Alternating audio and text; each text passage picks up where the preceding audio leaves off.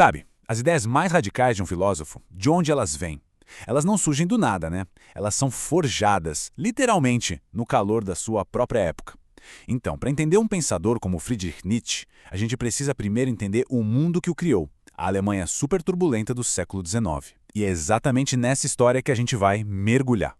Pensa neste mapa mental aqui como nosso guia, tá? Ele mostra direitinho como as tensões e as transformações de um século inteiro, na política, na economia, na cultura, se afunilaram e acabaram se concentrando na mente de um só homem. E foi daí que nasceram algumas das ideias mais explosivas de toda a filosofia moderna.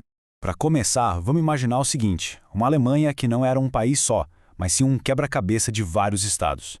Durante o século XIX, começaram a surgir umas forças muito poderosas, tanto liberais quanto conservadoras, que empurraram essas peças todas para formar uma única e poderosa nação. E olha, esse processo não foi nada pacífico, viu? Começou lá em 1815, com a reorganização depois das guerras de Napoleão, passou por umas revoluções liberais que não deram em nada em 1848, e o ponto de virada mesmo veio com as vitórias militares da Prússia. Primeiro contra a Áustria, em 66, e depois, afinal, contra a França, em 1871. Foi aí que eles selaram a unificação e criaram o Império Alemão. E o grande arquiteto por trás de tudo isso foi esse cara aí, Otto von Bismarck. A filosofia dele, a famosa Realpolitik, era brutalmente prática. A ideia era simples. O que manda é o poder, a força militar e os interesses do Estado, não ideais, não discursos. Foi essa ideologia implacável que literalmente costurou a nova Alemanha na marra.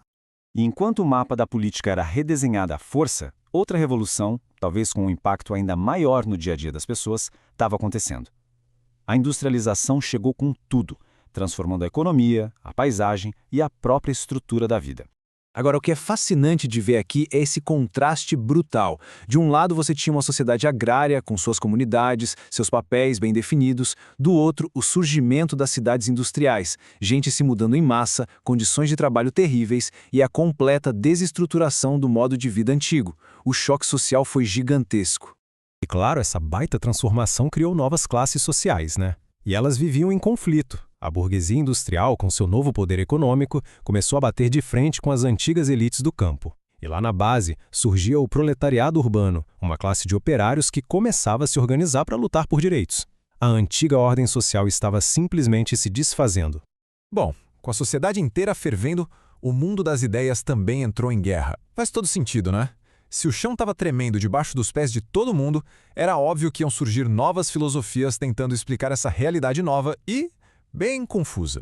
A filosofia que dominava, a que era ensinada nas universidades, era o idealismo alemão. Era uma herança de Hegel, que basicamente viu o Estado e a história como uma manifestação de um espírito racional. Um progresso lógico, ordenado.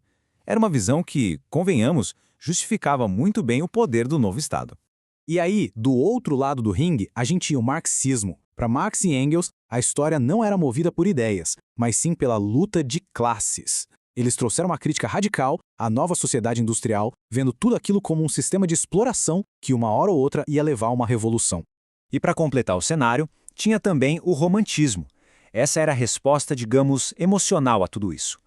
Diante da fumaça das fábricas e da lógica fria da indústria, os românticos buscaram refúgio na arte, no sentimento, na natureza e numa valorização da identidade nacional alemã, como uma reação contra essa racionalização toda do mundo.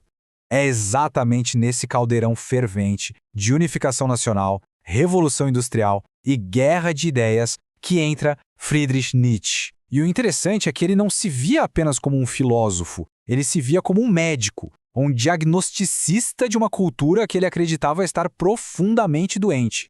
Nietzsche olhou para tudo isso, para essa nova Alemanha, e viu um problema fundamental.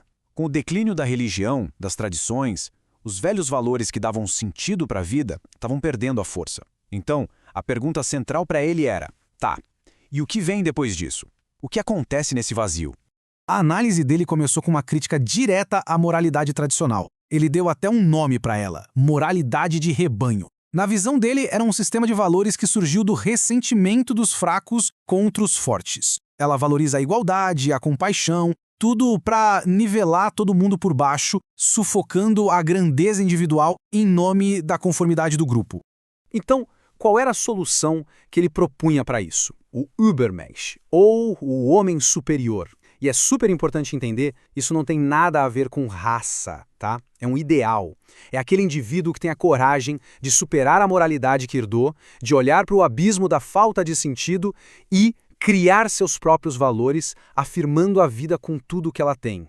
O diagnóstico de Nietzsche para a era moderna tinha um nome: niilismo.